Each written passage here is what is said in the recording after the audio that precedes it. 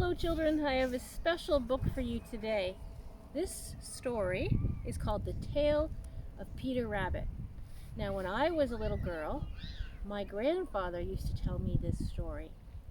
It's written by a lady named Beatrix Potter, and she lived about 100 years ago, and she told lots of little stories about garden animals and made them come to life. So let's listen and find out what adventures Peter got himself into. Once upon a time, there were 4 little rabbits, and their names were Flopsy, Mopsy, Cottontail, and Peter. They lived with their mother in a sand bank underneath the root of a very big fir tree. And there they all are with their mother. Flopsy, Mopsy, Cottontail, and Peter. "Now, my dears," said old Mrs. Rabbit, "one morning you may go into the fields or down the lane, but don't go into Mr. McGregor's garden. Your father had an accident there. He was put in a pie by Mrs. McGregor. Now run along and don't get into mischief. Mischief means trouble. I am going out." So do you think they took their mother's advice to stay away from Mr. McGregor's place?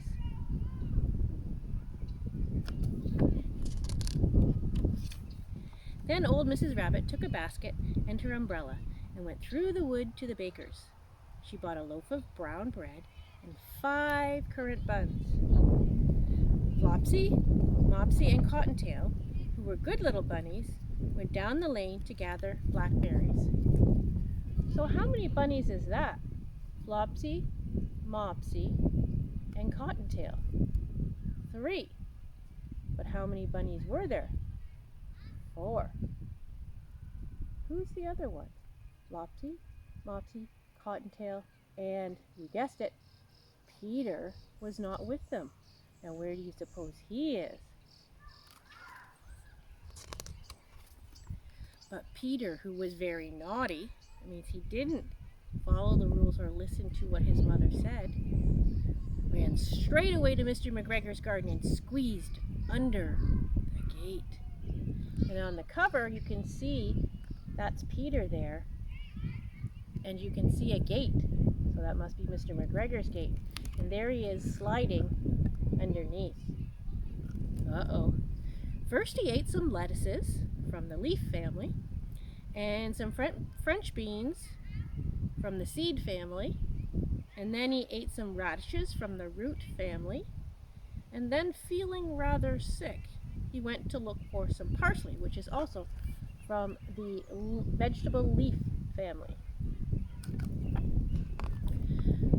He ate too much, he was greedy. But round the end of a cucumber frame, whom should he meet but Mr. McGregor? Mr. McGregor was on his hands and his knees planting some young cabbages. But he jumped up and ran after Peter, waving a rake and calling, "Stop, thief!"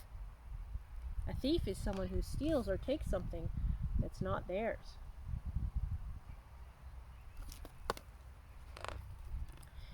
Peter was most dreadfully frightened. He rushed all over the garden, for he had forgotten the way back to the gate. He lost one of his shoes among the cabbages, and the other shoe amongst the potatoes. And remember, those are tubers. After losing them, he ran on 4 legs and went faster, so that I think he might have gotten away if he had not unfortunately run into a gooseberry net and got caught by the large buttons on his jacket. It was a blue jacket with brass buttons, and it was quite new. There he is, caught by the button of his jacket in the gooseberry net. Peter gave himself up for lost, and he shed big tears, but his sobs were overheard by some friendly sparrows, who flew to him in great excitement and implored him to exert himself. That means they were encouraging him to keep trying to get out of the net. Mr. McGregor came up with a sieve, which he intended to pop on top of Peter. But Peter wriggled out just in time, leaving his jacket behind him, and he rushed into the tool shed and jumped into a watering can. It would have been a beautiful thing to hide in it, if it had not had so much water in it. Mr. McGregor was quite sure that Peter was somewhere in the tool shed. Perhaps he was hidden underneath a flower pot. He began to turn them all over, searching under each one. And there is Mr. McGregor turning over the flower pots, and Peter is behind him in the watering can that has a whole bunch of water in it. Presently, Peter sneezed. Ker-choo! Mr. McGregor was after him in no time, and he tried to put his foot on top of Peter, who jumped out a window, upsetting 3 plants. The window was too small for Mr. McGregor, and he was tired of running after Peter, so he went back to his work. Whew, that was a close call. Peter jumped out of the window just in time. Peter sat down to rest. He was out of breath, and he was trembling with fright, and he had not the least idea which way to go. Also, he was very damp from sitting in that watering can. There he is, looking tired and worn out and wet. After a time, he began to wander about, going lippity-lippity, not very fast, and looking all around, watching out for Mr. McGregor and also for the gate. He found a door in a wall, but it was locked, and there was no room for a fat little bunny to squeeze underneath. There he is, thinking, how can I ever get in there? An old mouse was running in and out over the stone doorstep, carrying peas and beans to her family in the wood. Peter asked her the way to the gate, but she had such a large pea in her mouth that she could not answer. She only shook her head at him. And the peas are from the seed family. Peter began to cry. He didn't know what to do.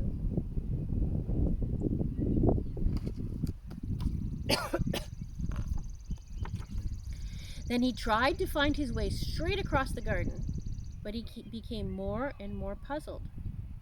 Presently, he came to a pond where Mr. McGregor filled his watering cans. A white cat was staring at some goldfish. She sat very, very still, but now and then the tip of her tail switched as if her tail was alive. What do you think she's looking for in that pond? Can you see? She's looking at those fish because she's thinking they would make a tasty dinner. Peter thought it was best to go away without speaking to her. He'd heard about cats from his cousin, little Benjamin Bunny. He thought Benjamin Bunny was afraid of the cat because the cat might want to eat Peter. He went back towards the tool shed, but suddenly, close to him, he heard the noise of a hoe. Scratch, scratch, scratch, scratch, scratch. Peter scuttered underneath the bushes. Look how close he is to Mr. McGregor. That's Mr. McGregor's hoe. But presently, as if nothing had happened, he came out and he climbed up on the wheelbarrow and he peeped over it. He's getting brave. The first thing he saw was Mr. McGregor hoeing onions. His back was turned towards Peter, and beyond him was the gate. So there he is, and there's Mr. McGregor hoeing the onions, keeping the weeds out of the baby onions that are growing. And Peter's thinking, can I get past him without him catching me? The gate is so close. Do you think he can make it? Well, let's see. Peter got down very quietly off the wheelbarrow and started running as fast as he could go. A straight walk between some black currant bushes. Mr. McGregor caught sight of him at the corner. But Peter did not care. He slipped underneath the gate and was safe at last in the woods outside the garden. Whoa, that was a close call. He must have run very fast, and he surprised Mr. McGregor before Mr. McGregor could even run after him. But Mr. McGregor hung up the little jacket and Peter's shoes for a scarecrow to frighten away the blackbirds. There he's used Peter's jacket, his new jacket and his new shoes that he lost. And he's using them as a scarecrow to scare away the birds from eating his seeds. Peter never stopped running or even looked behind him until he got all the way home to the big fir tree. He was so tired that he flopped down upon the nice soft sand on the floor of the rabbit hole and shut his eyes. Can you imagine how nice it would be to be back home again? His mother was busy cooking. She wondered what he had done with his clothes. It was the second little jacket and shoes that Peter had lost recently. I am sorry to say that Peter was not very well during the evening. His mother put him to bed and made some chamomile tea and gave a dose of it to Peter. Why do you think he wasn't feeling very well? Maybe from being so frightened, tired, and eating too many vegetables. But Flopsy, Mopsy, and Cottontail had bread, milk, and blackberries for supper. So they got to eat some of those yummy blackberries that they had picked while Peter went to bed sick.